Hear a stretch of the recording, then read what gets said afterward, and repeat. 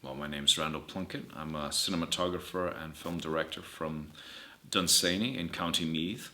My family has been here for a very, very long time. We've been here 950 years, so we're the oldest family in Ireland now. Film for me has always been something that was essential. You know, my parents were very important in my journey into cinema. My parents had me watching art house films from the age of about 5, which is irresponsible parenting, but I gotta say, they have created this as a result.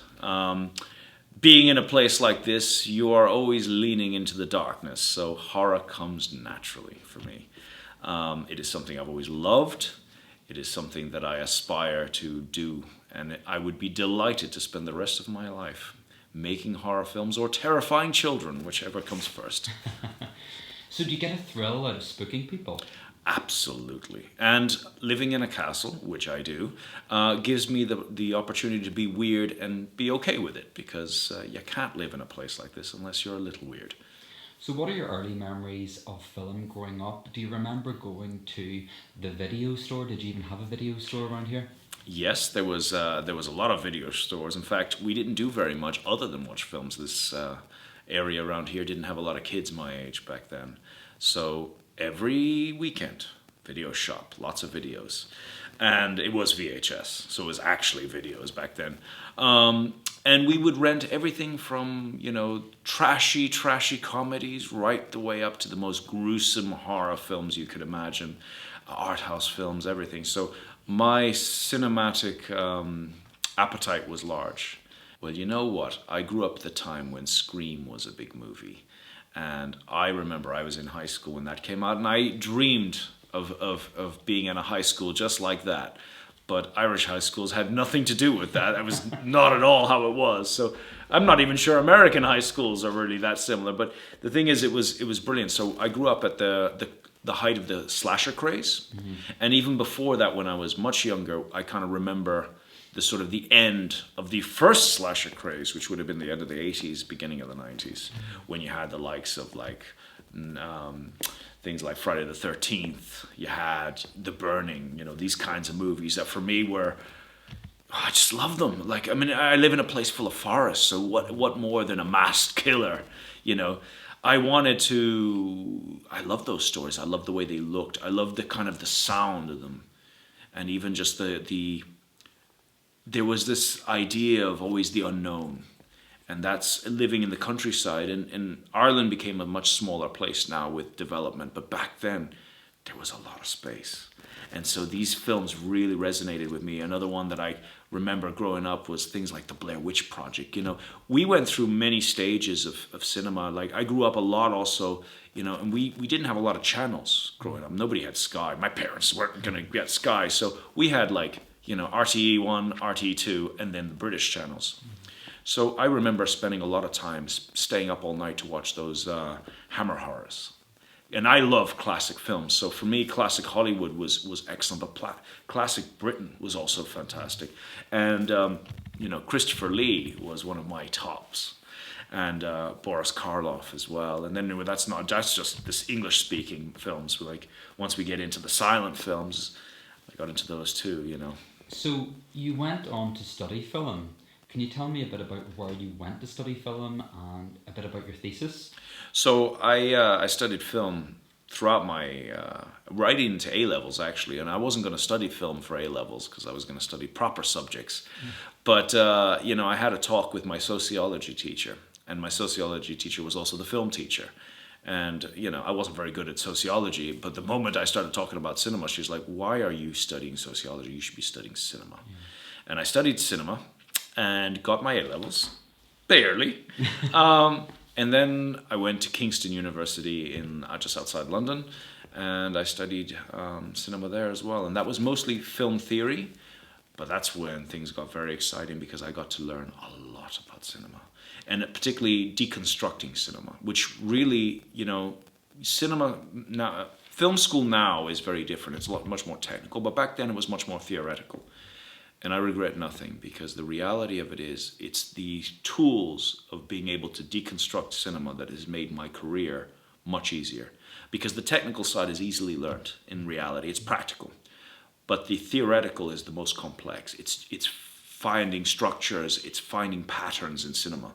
And it gave me so many tools on things that were even outside cinema. So even my nature work had so much benefit from my ability to break down storytelling. And it's, as a cinematographer, that's one of the main things that you do. You have to read a script, you have to visualize the script, then you have to talk to the director, then you have to look for ideas, and then try and incorporate some of the ideas of the director, and try and add a few of your own in there that are in synchronization with the director's vision. But you have to be able to analyze, you have to be able to deconstruct for yourself to do that, and find the crux of what the story is. Because whether the genre is horror, whether it's drama, these are often window dressing. Deep down, every film has a message. It has a real story. What is the film about? Even the Dawn of the Dead is a very complex criticism on capitalism. And when you approach cinema that way, it gets very interesting. So, you seem to have a very deep and intellectual view on filmmaking. So why choose the video nasties to write about in your thesis? What was it that stood out about them, and maybe discuss one or two of them that left an impact with you? So the video nasties was a very interesting reaction, because those films probably would have had no airtime had a different kind of political system being in place. The reason I was interested in the video nasties wasn't from as much about them specifically. It was more about what was in them that was going to create such a need to destroy them. You have to understand the political structure of the UK at the time, and how people were looking for a scapegoat to, should we say, distract the voters from certain other failures that the government had had. And this very sort of moralistic attitude that had appeared in cinema. The idea of censoring any kind of art you've already lost. Because the more you try and control, the more you try and censor, the more there is going to be a reaction. The best way to make art disappear is to not talk about it. However, they did talk about it, and as a result, now I will say, most of those films were probably, I could be arguable to say there's a handful of very good films. And then there's quite a lot of them that I wouldn't think too much of. Some of the ones that really I did like was I Spit on Your Grave was a good one. I focused on that one because in my studies, I talked generally there were about 80 films, arguably. Ironically, we were talking earlier about the Evil Dead. Evil Dead was actually on that list. I'm not sure you're aware of that. But the Evil Dead was the unicorn in that, because the Evil Dead was sort of not the right film to be in that category, but it was lamped in with that. The films that I took particular interest in was The Island of Death, I Spit on Your Grave, Cannibal Holocaust. So those were like the three that I kind of focused on. They were all quite different. I actually met Diodato at one point, and I talked a lot about the way he made films and the way he approached films. Interesting man. Again, not what you'd expect. When you consider that there was a lot of exploitation, I spent a lot of time looking at the Nazi films of that particular thing, and a lot of those were not particularly great. But what it was this exploitation side of it, which created a whole subgenre. And if we look at exploitation films of the time and their effects on later cinema, you see that they were actually quite important to the evolution of the genre. And although they had their moment, and artistically speaking, they were very limited in substance, their effect had a knock-on effect which even resonates today. And I think a lot of the modern films perhaps don't even realize their influences. And there's something in that story, I Spit in Your Grave, about feminism and about revenge as well. And it's a very unfair story, but it's also so beautifully shot. And some of those video nasties really went to town on their camera work, like The Evil Dead, like the Texas Chainsaw Massacre. So, what are your views on the storytelling back then and how they shot them? So the thing is, it was very DIY. I'm a person who is very music influenced. And there's a sense of rebellion in the way they made films. Like just like in the French New Wave, they rebelled against classic Hollywood by using things like handheld camera, by shooting plots that were everyday. It was the cinema of the people. The video nasties and films like that were also rebelling. They were rebelling against mainstream horror, and they were films that were made by people who didn't have a lot of money, certainly didn't have studio approval, and they, much like French New Wave, did the same thing, but on the other side. So there was a lot of, should we say, they took a lot of artistic license, because if you look at I Spit on Your Grave, for example, it's actually one of the better films, and because it's actually quite a good film, and because there was quite a lot of layers on it. It was a revenge film, but there was a lot of sexuality and exploitation within that concept, but it was a female hero in it, and that was giving feminism an opportunity to be. It wasn't they were hiding behind the strength of a man. It was the opposite, and to see a female protagonist being able to exact that kind of level of revenge was brilliant. It was beautiful. And I think too many people focused on the violence and like I like to say, the window dressing, and lost what the film was truly about. It was about female empowerment when they have been put down by men. And as a guy who has daughters, I find this sort of thing very interesting. And it's, even today, underutilized. So we'll move on to talking a little bit about what you know about Irish folklore and the paranormal. So what would your beliefs be surrounding the supernatural and the paranormal, and why is it so important in Ireland to the Irish people? So I hear a lot about people talking about culture in Ireland, and we talk often about poetry, and we talk about the land, and I spend a lot of time talking about land. But one of the things that I think is a crime in Ireland is that we have allowed, and this is for many reasons, I won't point fingers or whatever, but we've allowed a lot of our traditional folklore, and particularly our horror and our fairy tales, so to speak, to not get as much attention as they deserve. Ireland obviously was a lot of Irish traditions, even Halloween, for example, which is, pagan traditions. A lot of those traditions have largely gone and been forgotten. And I'm sort of feeling now is the right time to revitalize a lot of these stories. We haven't had them. There is a need now to find something new, to find something that we can tell a story. Because if you look at what's happening in cinema, when you look at what's happening in literature, we've kind of come full circle. We're running out of good novel ideas. Irish folklore hasn't really had its day in the modern storytelling. And I think that that gives us a huge opportunity to tell very, very interesting stories that can grab an audience and at the same time stay on brand with our culture. And now more than ever, I think that is the moment to do it. We have things like climate fears. We have things like political things that have coming to fruition. Now, people are much more aware of nature. And so much of Irish folklore has to do with the nature of the land, the mystery. And I think that now more than ever, this is the moment to do that. And I think we are perhaps the right people to do it. Because I think everyone involved with this particular production has an interest in horror, comes from this country, and has an urge to tell something new. And I think the audiences are going to appreciate that.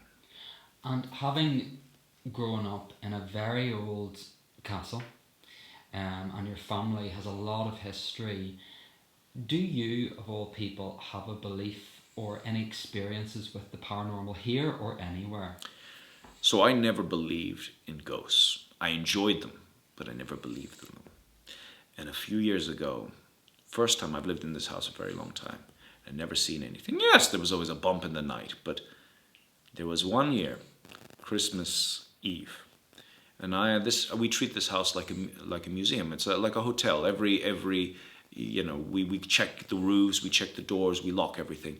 And there was one evening when I was going up to my office. Now, my office is in a place called the Ghost Room.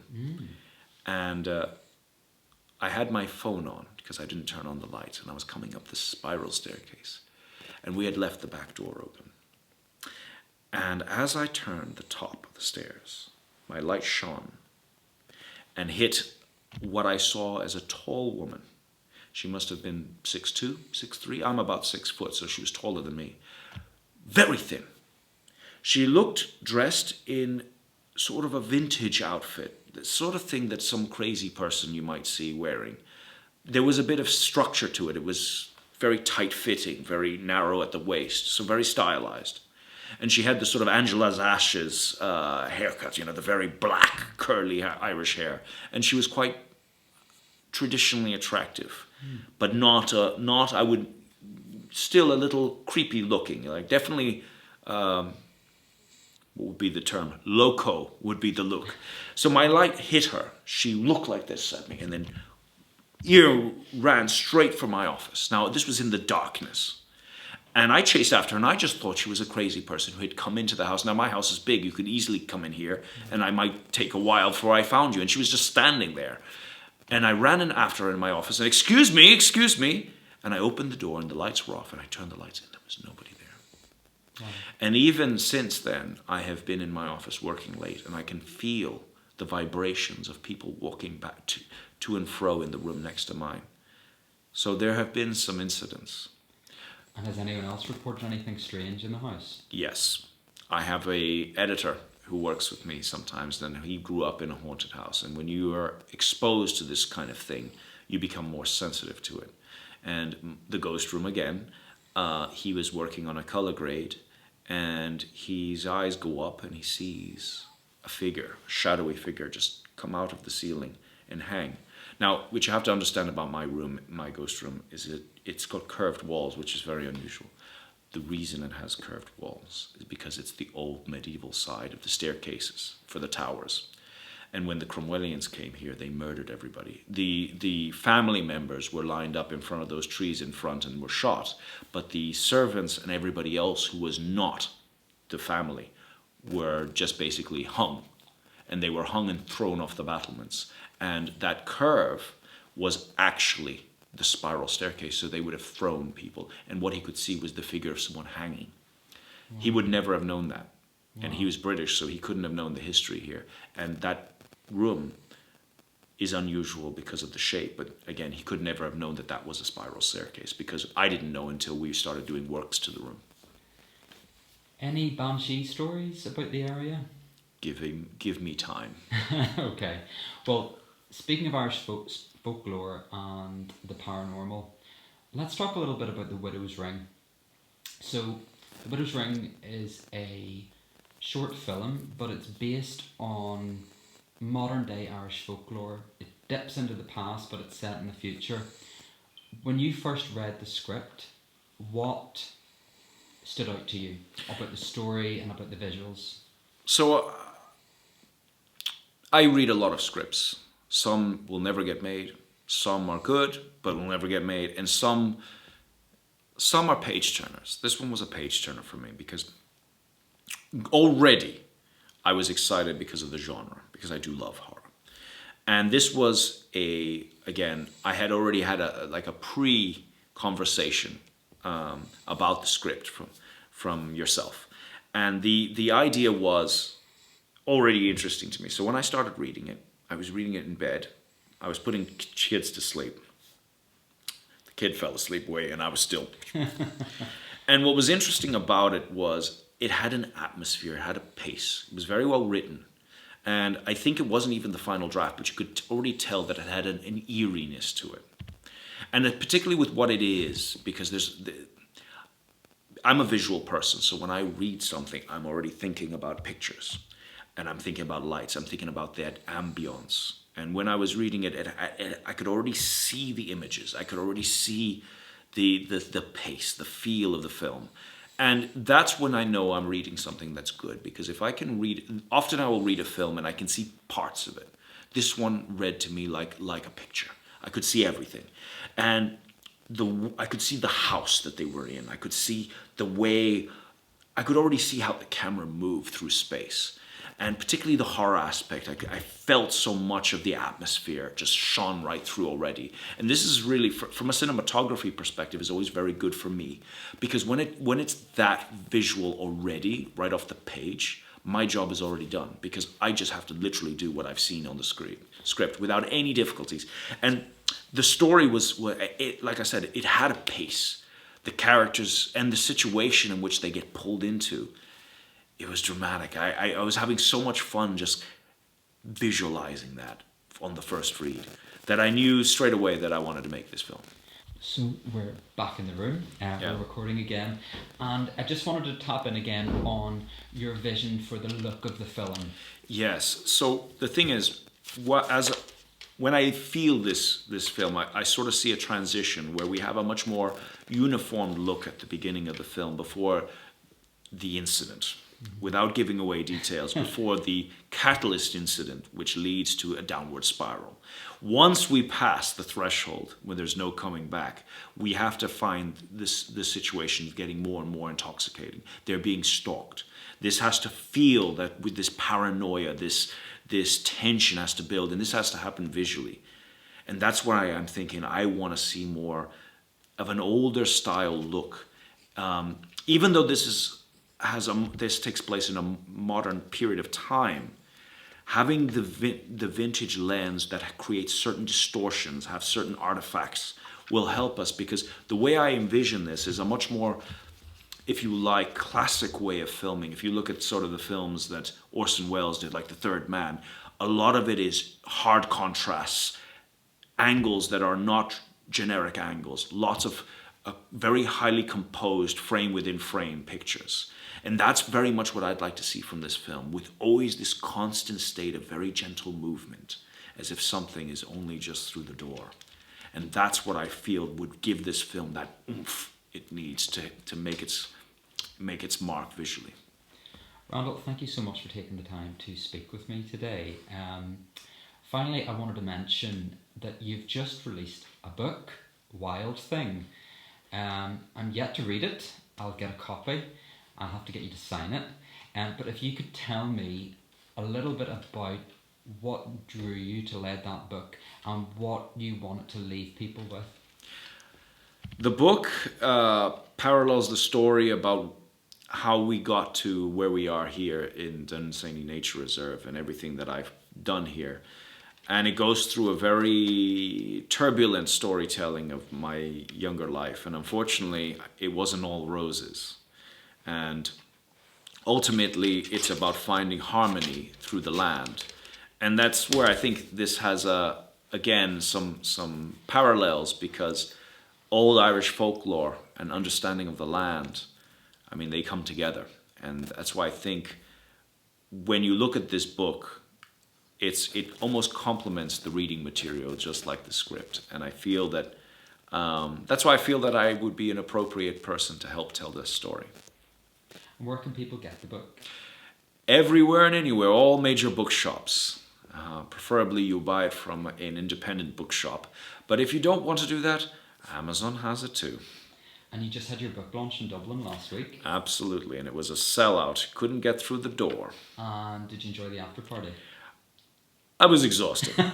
3 hours straight of signing. I think this hand had given up. I wasn't going to be able to hold a drink with it anyway. I barely got home.